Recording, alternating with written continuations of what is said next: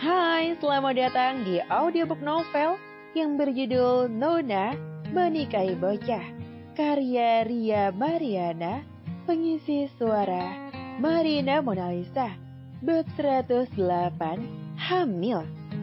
Aku sudah bilang, jika Sarah masih belum dewasa, dia masih mencari jati dirinya.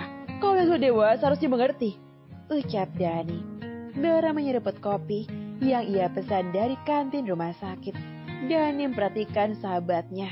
Ia tahu jika Bara begitu kecewa dengan perilaku Sarah yang tidak sopan. Kau sungguh ingin mengakhiri hubungan kalian? Tanya Dani. Bara hanya diam, seperti berpikir sejenak. Memori saat bersama Sarah tak pernah terlupakan. Dalam benak Bara, ia tak ingin meninggalkan wanita yang ia cintai, tapi mengingat sifat Sarah yang masih kekanak-kanak membuat Bara harus melupakannya. Di sisi lain, ibu sambung Sarah, yaitu Alisa, memandangi putri tirinya yang sudah siuman. Alisa mengusap pipi Sarah yang berderai air mata. Kesedihan mengalir begitu saja. Isakan demi isakan keluar dari mulut Sarah. Kenapa tidak jujur dari awal? Seperti ini kau yang menanggung sendiri. Aku akan membilang papamu supaya menyuruh Kak Bara bertanggung jawab, ucap Alisa. Sarah menggeleng. Jangan tante, aku tidak mau papa kecewa denganku. Aku bandel dan tidak mau mendengar ucapannya. Alisa mengusap wajahnya kasar. Bagaimana bisa ini terjadi saat mereka belum menikah? Bara yang dikenal baik dan kalem bisa-bisanya melakukan itu pada anak desa bayi sendiri. Bagaimana jika Dani sampai tahu? Tante, aku mau gugurkan bayi ini. Tolong bantu aku carikan obatnya. Kau gila, Sarah. Banyak orang yang ingin menginginkan kehamilan, malah kau ingin menggugurkannya. Aku belum siap, Tante. Tangisan Sarah semakin kencang, membuat Alisa tak sampai hati untuk memarahinya. Lebih lanjut, Alisa merenggut tubuh Sarah dalam dekapannya. Sarah, si gadis kurang perhatian, menjadi korban keegoisan orang tuanya. Bahkan Dani kurang tegas untuk mengatur putrinya yang bandel dan jarang pulang ke rumah. Dokter bilang sudah berapa bulan? Tanya Alisa. 3 bulan, jawab Sarah sambil senggukan. Bahkan tante baru hamil 1 bulan. Dan kalian sudah curi start dulu. Pintu terbuka. Dani masuk melihat istri dan anaknya saling berpelukan. Dia senang jika mereka sudah bisa akrab. Alisa yang sadar akan kehadiran suaminya melepas pelukan. Kak Bara tidak masuk kemari? Tanya Alisa. Dani menggeleng.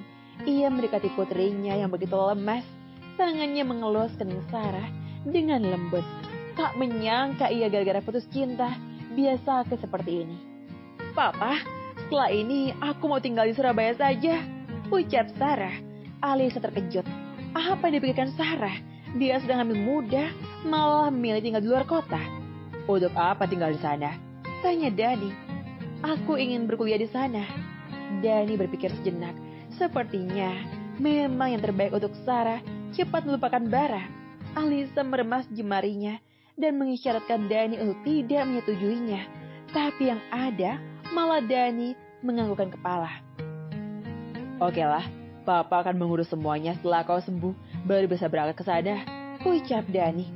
Mas, tidak apa-apa Lisa. Sarah jauh lebih baik di sana ketimbang di sini bertemu dengan Bara.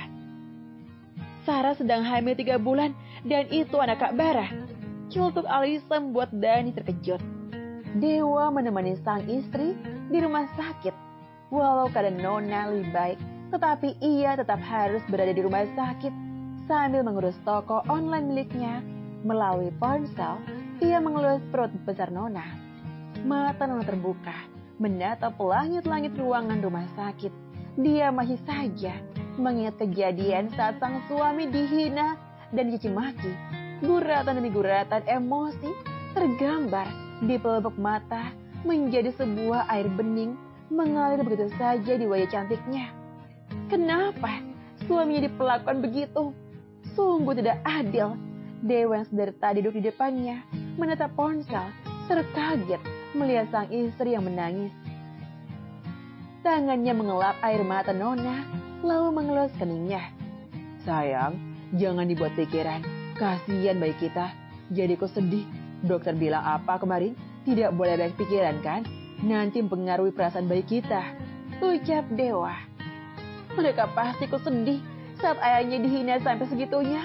Aku tidak akan memaafkan ibu dan anak-anaknya. Apalagi Kak Bara. Ternyata watak aslinya seperti itu. Dewa mengacau pucuk kening Nona, memberinya sugesti agar tidak kepikiran apa-apa. Tapi yang namanya perasaan perempuan tidak dapat dipungkiri lagi. Dia memilih mengutarakan pada sebuah tangisan yang berharap akan segera mencair kesedihan itu. Pintu terbuka, ibu datang membawa banyak makanan. Ia tersenyum manis kepada Nona, tetapi Nona memalingkan wajah. Nona, ibu bawa buah dan roti untukmu. Nanti dimakan ya. Dewa menjawab, terima kasih. Ibu mendekati Dewa lalu bersujud di depan menantunya. Dia meminta maaf sebesar-besarnya atas perlakuannya selama ini hingga menimbulkan trauma bagi Dewa maupun Nona. Dewa membantu ibu untuk berdiri lalu menganggukkan kepala. Saya sudah maafkan perbuatan ibu. Ibu berkaca-kaca. Ia meluk Dewa. Dewa hanya bisa menarik kesalahannya di depan Nona. Sudah bu, tidak apa-apa. Dewa menggenggam tangan Nona untuk memberikan kode memaafkan ibu tirinya. Nona awalnya sangat malas mengingat sifat ibu, tetapi Dewa memaksanya. Baiklah, ini demi Mas Dewa. Aku maafkan ibu. Untuk seterusnya aku tidak ingin ibu melakukan hal buruk lagi pada Dewa. Ibu berjanji. Terima kasih sudah maafkan ibu. Dewa memutuskan untuk keluar dari kamar yang merawat Nona. Dia berjalan menuju keluar mencari udara segar. Berselang menit, ibu datang menghampirinya. Dia mengucapkan banyak terima kasih, tetapi respon dari Dewa sangat di luar dugaan.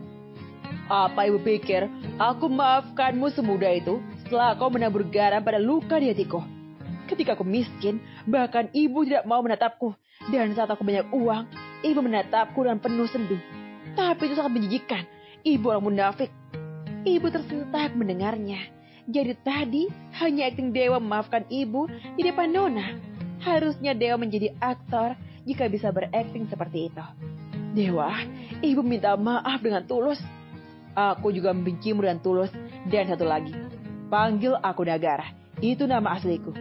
Ucap Dewa bahkan tidak menatap ibu.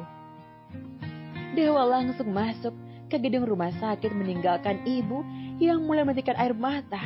Dewa berdecih.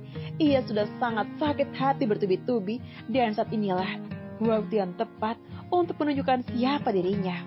Di rumah sakit yang merawat Sarah, Dani begitu murka saat mengetahui putrinya hamil anak sahabatnya sendiri. Bisa-bisanya Bara melakukan itu padahal dia memiliki anak perempuan. Kalian bicara dulu, kami akan keluar. Ucap Dani sambil merangkul Alisa untuk keluar.